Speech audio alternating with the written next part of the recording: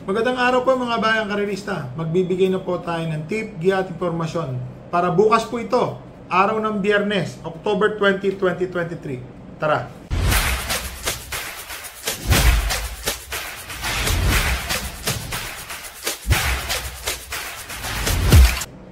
So mga bayang karerista, para di magkaroon ng lituhan, medyo pagka nanonood po kayo na YouTube, pakitindi lang po yung mga sinasabi natin para wala pong mix-up na mangyari.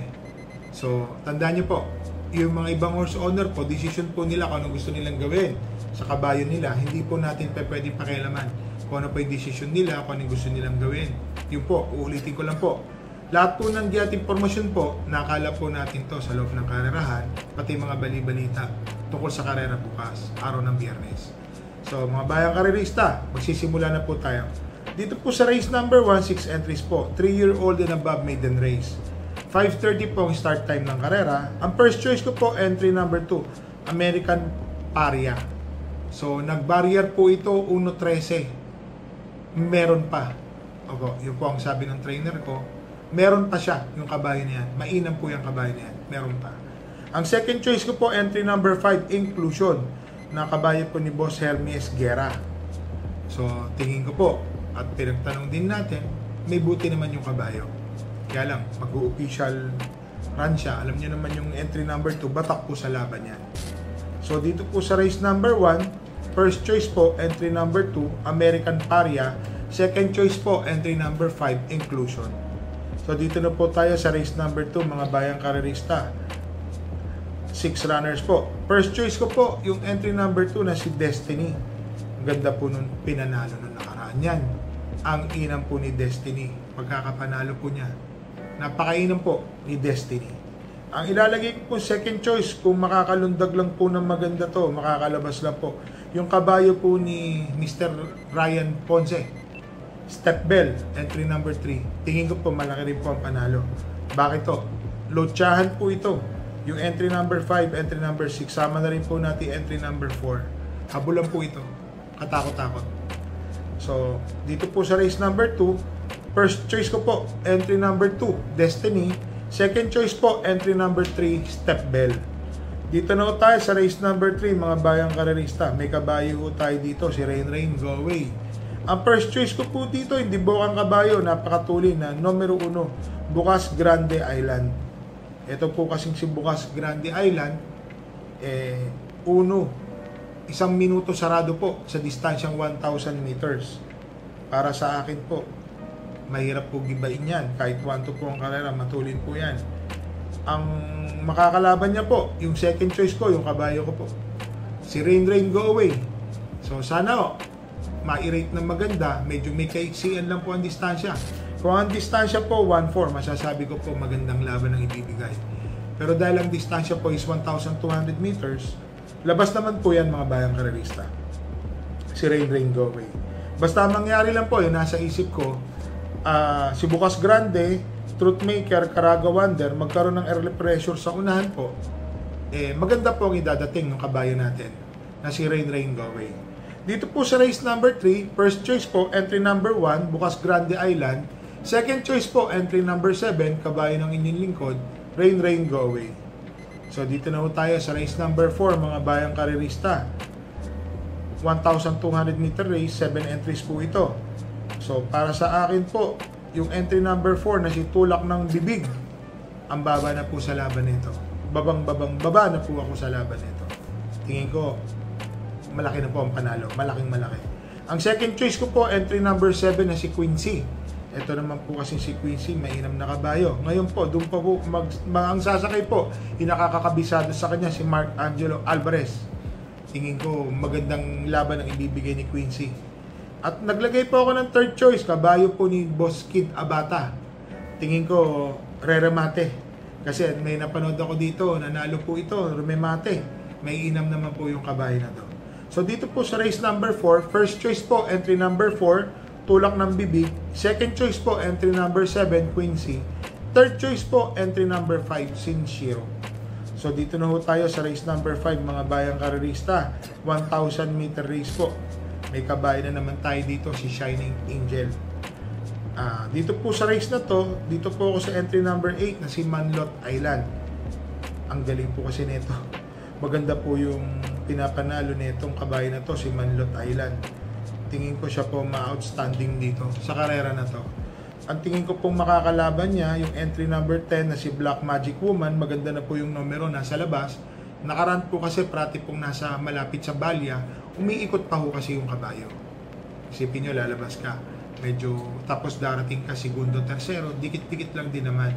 So para sa akin po, yan po isa sa makakalaban ni Manlot Island. Ngayon po, yung kabayo po natin na si labas po yan.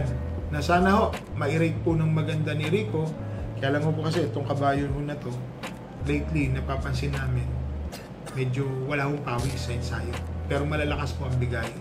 Na sana, manalo po. So, third choice ko lang po siya. So, dito po sa race number 5, first choice po, entry number 8, Manlot Island. Second choice po, entry number 10, Black Magic Woman. Third choice po, kabayo po natin, entry number 7, Shining Angel. Sana makachamba. Dito na tayo sa race number 6, mga bayang karirista. 1,200 meters, 7 entries po. May kabayo po ulit tayo dito, si Bonnie Avenue.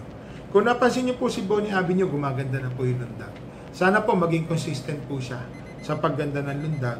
At nababatak na naman ulit kasi hindi po kasi nakakatakbo sa pista. Kung titignan nyo, lately lang po siya nakakatakbo, kaya po ganun, naturuan na po yung kabayo. So umiinam na rin po yung lundag niya. Sa tingin ko po, dito po sa karera na to, si Bonnie Avenue, may panalo naman. So ang first choice ko po dito, entry number 3, Smiling Lady. Alam naman po natin si Smiling Lady, mga bayang karerista, matuling kabayo. Baka mapabayaan po sa unahan to, tumapos po ito, masundan lang niya si Within Reach or vice versa. Pag hinayaan po ito, mananalo si Smiling Lady. Yan po ang first choice ko. Second choice ko po si Bonnie Avenue. Gaya po ng sinabi ko, lumundag lang po na maganda, ma-rate lang po ni Jackie Rico yung kabayo natin. Tingin ko mapapalaban po sila dyan. Tingin ko naman may panalo naman po yan. Sana makachamba na tayo dyan. At naglagay po ako ng third choice, yung entry number 5 na si Tears of Joy. Ito po kasing si Tears of Joy, para sa akin po, may kainaman po ito. Batak na po yung kabayo na to. Gaya po nung napapalita ko, batak na po sa takbo to, pati sa ensayo. Maganda po ang pinapakita ni Tears of Joy. So dito po sa race number 6, first choice po, entry number 3, Smiling Lady. Second choice po, entry number 4, Bonnie Avenue, kabayo po natin. Makajamba sana. At third choice po, entry number 5, Tears of Joy. So dito na ho tayo sa race number 7, mga bayang karerista. 1,200 meter race po. Ang first choice ko po dito, entry number 2, Captain Det. Kung pagbabasihan po natin si Captain Det, mainam po yung tinakbo nito na nakaraan. Kung di po ako magkamali, segundo o tersero po siya, nandoon na po yung buti niya. So para sa akin po, parang siya po yung lamang dito sa karera na to. Ang second choice ko po yung galing po sa bakasyon na entry number 6 na si Sunnyside. Alam po natin si Sunnyside, pag galing po sa bakasyon to, pagbalik po nito, parang bagong kasap, mainam po na kabayo. So kung may takbo po ito last month po, previous months, may kainaman po itong kabayo na to, si Sunnyside. Siya po ang second choice ko. So dito po sa race number 7, first choice po, entry number 2, Captain Det. Second choice po, entry number 6, Sunnyside. So dito na po tayo sa race number 8, mga bayang karerista. 1,000 meter race po. 11 entries po dito, mga bayang karerista. Medyo may kahirapan po ito. Ang first choice ko po, yung entry number 8 na si Darna. Parati pong nasa yung segundo yung kabayo na to, parati pong nandoon si Darna. Para sa akin po, isa po siya sa mga malalyamado dito sa karera na to. Ang second choice ko po, entry number 10, kabayo po ulit ni Boss Kid Abata na si Biglang Buhos. Matuling kabayo po ito. Noong nakaraan po kasi nasa number 1, baka naipit lang po yung kabayo na to. Sa tingin ko po, may panalo naman po yan. Ang third choice ko po dito, entry number 4, maaasahan, mga bayang karerista. JT Pabilik, nakakasunod po itong kabayo na to. Ngayon po, mga bayang karerista, may mga kabayo pa rin dito na tingin ko po na may panalo.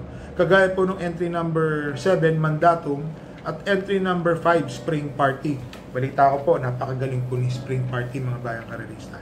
So dito po sa race number 8, first choice ko po, entry number 8, Darna. Second choice po, entry number 10, Biglang Buhos. Third choice po, entry number 4, maaasahan.